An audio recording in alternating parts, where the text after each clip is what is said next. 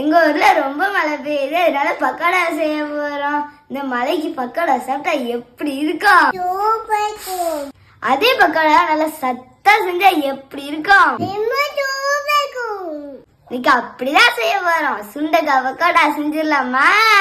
முதல்ல சுண்டைக்காயை லைட்டா வச்சு எடுத்துக்கலாம். இந்த மாதிரி உங்களுக்கு இந்த விதை பிடிக்கலன்னா தண்ணியில அலசி எடுத்துருங்க, விதை போயிடும். 1 கப் சுண்டைக்காய் சேர்த்துருக்கேன், அது கூட 1 கப் கடலை மாவு சேர்த்துக்கலாம்.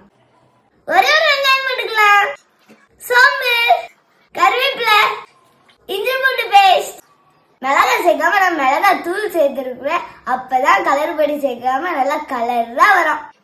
பெருங்காயத்தூள் போட்டுக்கலாம், உப்பு போட்டுக்கலாம். இது நல்லா வதக்கிக்கலாம். 10 அடி தண்ணி தெளிச்சுக்கலாம். இது ஒரு 1/4 மணி நேரம் இருக்கட்டும். உப்பு இருக்கு. சாட்டு வைக்கியா?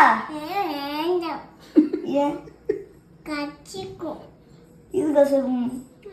தண்ணி எவ்வளவுக்குள்ள கம்மியா ஊத்துறோமோ அவ்வளவுக்குள்ள எண்ணெயும் கம்மியா கிடைக்கும். மூடி வச்சிடலாம். 1/4 மணி நேரம் ஆயிடுச்சு, எண்ணெயும் சூடாயிடுச்சு. நான் போடுறது போண்டா கிடையாதுங்க, பக்கோடா. அதனால உதிரி உதிரியா தான் போடணும், உருண்டை பிடிச்சலாம் போடவே கூடாது. இந்த பக்கோடா போட்டாலும் சரிங்க, கருவேப்பிலை மட்டும் நிறைய போடுங்க, அப்பதான் சூப்பரா இருக்கும். ரெடி ஆயிடுச்சு, எடுத்துடலாம்.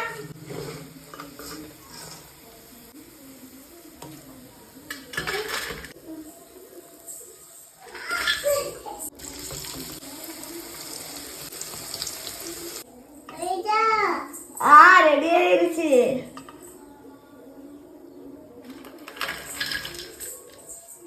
சுண்டைக்காய் பக்கோடா சூப்பரா ரெடி ஆயிருக்கு.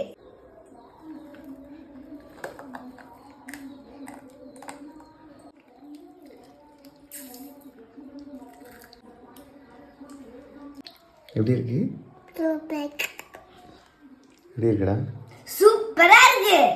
இந்த ரெசிபியை நான் ஒரு பேப்பர்ல தான் படிக்கேன். படிக்கும்போது இது இவ்வளோ நல்லா இருக்கும்னு தெரியவே தெரியாது. செஞ்சு பார்த்தோன்னே இது சூப்பரா இருக்கு. நீங்களும் கண்டிப்பா செஞ்சு பாருங்க.